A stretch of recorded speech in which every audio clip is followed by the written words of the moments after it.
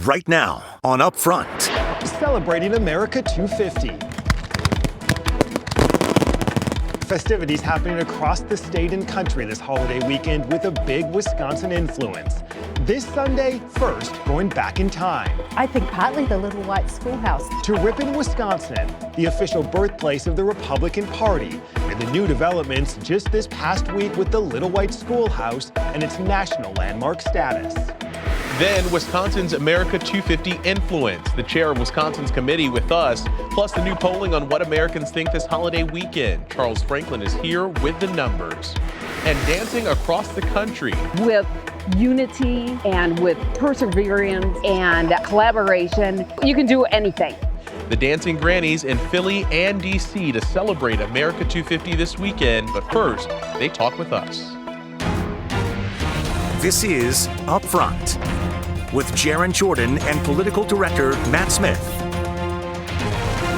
Hi, everyone. Thanks for joining us. Hope you're enjoying this holiday weekend. Celebrations ongoing, marking not only the 4th, but America's 250th birthday. Summerfest, an official block party site of America 250 celebrations. Wisconsin, of course, also represented at the Great American State Fair in Washington. And so, too, are the Dancing Grannies. We'll get to it all. But first, a look back this holiday weekend, traveling to Ripon, which holds tight the designation as the official birthplace of the Republican Party. And the news just in about its official landmark national status.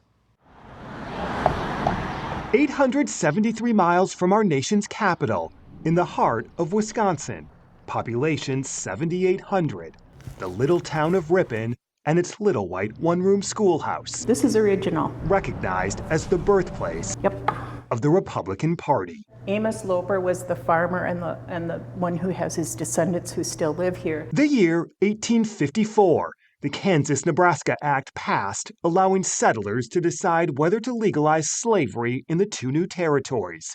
Meetings started popping up all over the North, including in Ripon, over concerns slavery was spreading. It happened to be a very blizzardy day, and so the numbers were less. The number I've seen most recently is about 30 people. So there's a Wisconsin blizzard that day. Yeah, the 20th of March.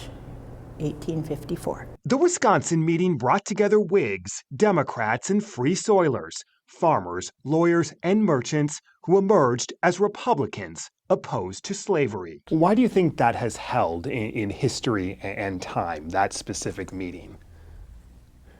I think partly the little white schoolhouse. Allison Clark Efford teaches history at Marquette University. One of the interesting things about the Republican Party in the 1850s is it isn't abolitionist, right? The party platform doesn't say we are going to wipe out slavery from the United States. The party platform says we are opposed to the expansion of slavery westward.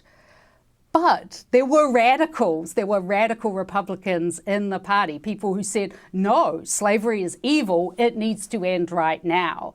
And the Ripon folks were more radical in those terms. Who were these people gathering at this little white schoolhouse? Well, the one story that I love is that their earliest meeting included women. They met at the Congregational Church, and this was before it had passed, before the Kansas-Nebraska Act had passed. And there were women and men who said, if something passes, we should organize a new political party. But the March meeting, the meeting that's remembered most was men, led by this man called Alvin Beauvois, who'd been born in upstate New York, which was known for its radicalism. There are a lot of religious revivals, there's a lot of women's rights activity, and there's a lot of abolitionism. So he grew up in that ferment. He'd spent time in New York City. He was buddies with a guy called Horace Greeley, who edited the New York Tribune. So he had sort of got his taste of politics in the East. And then when he came to Wisconsin, he had been a Whig, but he's this person who is pushing for this new party. Does anyone ever dispute the claim that Ripon? Oh, all the time. Jackson, Michigan, because they had the first state convention, and we say, yeah, we had to have Republicans to have a state convention of the Republicans. And then Pittsburgh, Pennsylvania in 1854 1986 had the first national convention. They nominated John Fremont for president. He did fairly well. And then in 1860, of course, Abraham Lincoln was elected.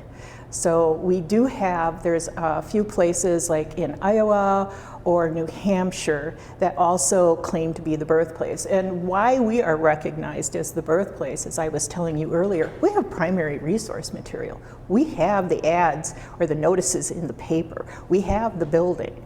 We have the paperwork. So that's one reason that we're recognized as the official birthplace of the Republican Party. The schoolhouse itself has moved multiple times, most recently in 2023, now to a more commercial location where the chamber hopes to eventually open a visitor center in an old bank next door. The move, though, prompted controversy, and as a result, the schoolhouse was told it lost its status as a National Historic Landmark.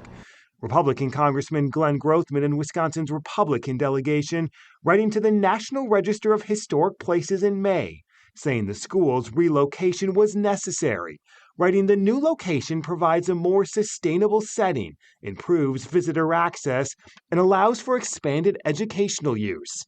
Importantly, the structure itself remains unchanged, including the interior where the historic event occurred. Congressman Grothman with us Wednesday. But you do now have an update for us on that. What is that? Well, absolutely. The update from the National Park Service is really kind of very different from what we were informed a few years ago. A few years ago, we were informed that if the Little White Schoolhouse moved, we'd have to reapply and go through bureaucratic hoops to be a National Historic Landmark. Now we're told by Joy Beasley, a representative of the National Park Service, that they never removed the status anyway, so we're back to normal, which is good news for one and all.